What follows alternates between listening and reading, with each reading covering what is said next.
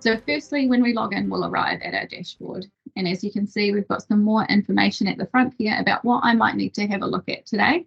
And I can quick link into all of those areas that might need my attention.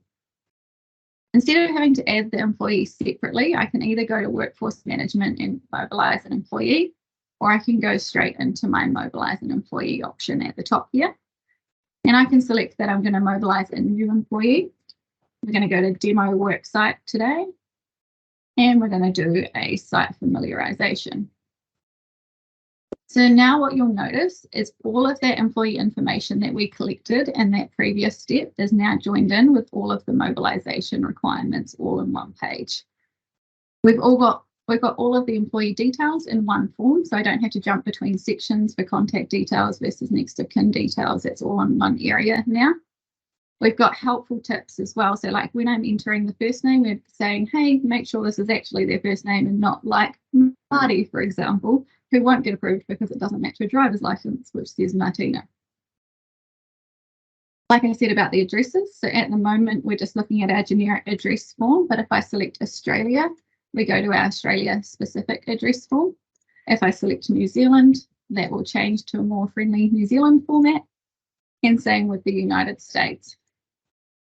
At the moment, everyone else gets a generic one, but with the idea that we would build it out as we expand into other areas in the globe.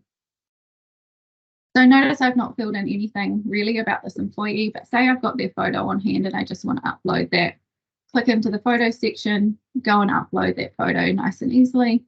I still have all those tips to help with approval, but I can choose whether or not to view the examples this time if I need them, and we can just upload.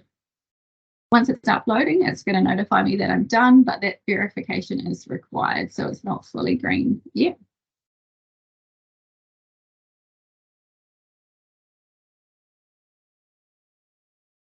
So again, I haven't finished any of these sections, but I want to go and select the session. So we scroll down and we can see all of our sessions in the calendar. I can still see which ones are going to charge me a late fee with the orange indicator, but I'll select this available one for the time being. And up the top here, every time I come into this request or any section that I'm in, I'm always going to be able to see when that request will start. In this case, charging me late fees before it closes. So it's going to give me a warning and say, hey, after this date, if you haven't got everything sorted, we are going to charge you an extra fee. If I select the slightly earlier one, first off, it's going to warn me that my requirements might change because I'm changing my session date. It's going to warn me here that I'm going to get charged a late fee and have to supply an extra form.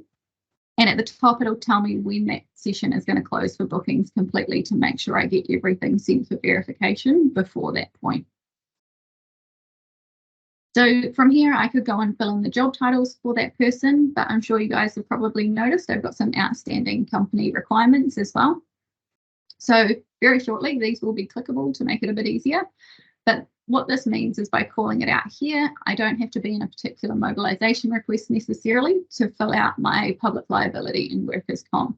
There is another area that Marty will take you through shortly around your company documents. So you don't have to go into individual mobilization requests to fill in these documents that are company-wide any longer.